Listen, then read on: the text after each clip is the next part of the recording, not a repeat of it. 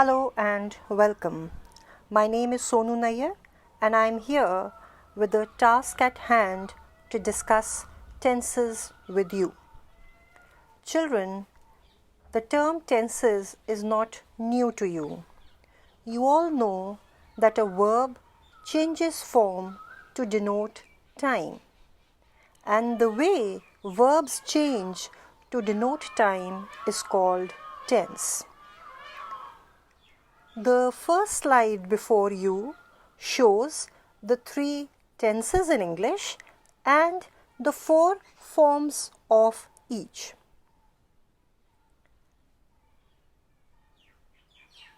Not getting into details, let us begin with simple present tense. Children, we all know that simple present tense is generally used with the base form of the verb. In other words, the V1 form. How do we use it? We usually say I, we, you, they, walk, sit, run, speak. When we talk about the third person, for example, he, she, it, we usually add S or ES to the base form. Now, where do we use simple present tense? Well, we use simple present tense to describe general facts. The sun rises in the east. We have a big car.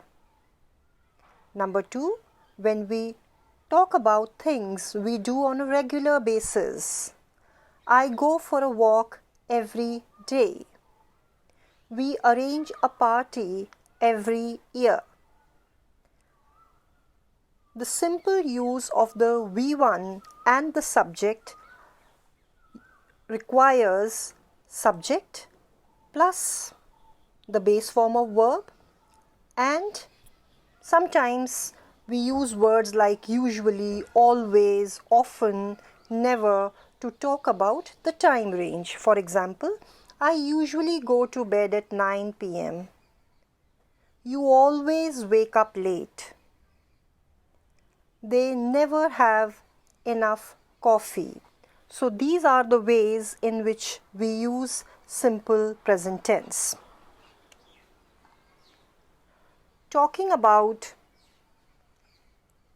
present continuous tense, when we are describing any ongoing action, we use the ing form. The action might be happening now or in general present, and it's not a habit. How do we use it? Verb is our am in the form of ing. How do we put it up? I am waiting for my driver. What does it show? It shows that the structure would be subject plus is, am or are plus ing form of the verb. I repeat, action going on at the time of speaking, action which may not be happening at the time of speaking, but the process started some time back and is still not complete.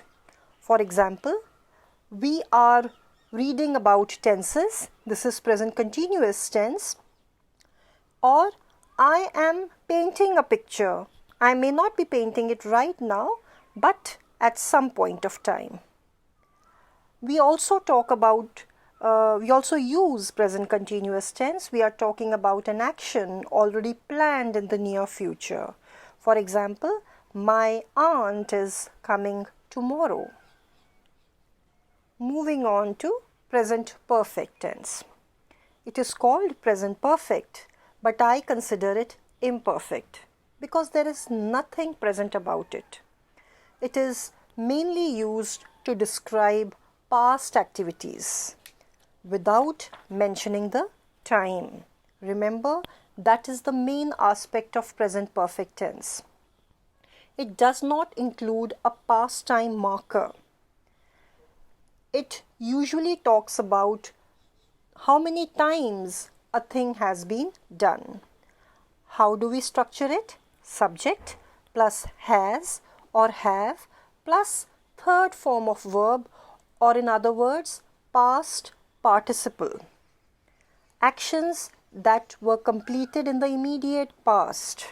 He has just left. I have already completed my work. We use words like just and already in present perfect tense. For example, if I say, I have been to Dubai, what am I talking about? I am talking about a past action which occurred at an unspecified time. But it has a reference to the present because it is a part of my experience. If I say, I went to Dubai, then I have to talk about the time reference. Otherwise, if it is a part of experience, it would be I have been to Dubai, I have been to Korea. Next, we talk about past tense. The basic difference between simple past tense and present perfect is the time marker. What do I mean by time marker? When I use time frames like yesterday, then we are talking about a particular time frame, and that is why if I say that I have seen the Taj Mahal, then I am talking about an experience. But if I say I went to the Taj Mahal yesterday, then I am talking about a particular time reference. So actions completed in the past that are connected to a specific time holds good with simple past tense. Last of all, let me discuss simple future tense with you. Children, anything that has happened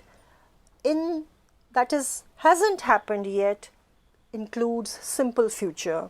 Now this future could be a few seconds from now or a few years from now on. We usually add will or going to when we are talking about simple future tense. What would be the structure? Subject plus will oblique shall plus base form of the main verb, that is 1V. Where do we use simple future tense? To express facts about the future, or we talk about what we think will happen in the future and we use expressions like I think, I expect, I'm sure, I believe. And this is how we anticipate that something is going to happen. Many a times we use expressions like going to. Remember children, when we are talking about promises or the things we are going to do out of choice, we use will. But when we are talking about making plans, we say going to. For example, I will complete my homework today. This is a promise to oneself. We are going to buy a car. It's a plan. This is the way we start with tenses today. We will continue with more exercises in the days to come. Till then, children, read these slides once again, and I'll be back with more exercises concentrating only on these particular aspects of tenses.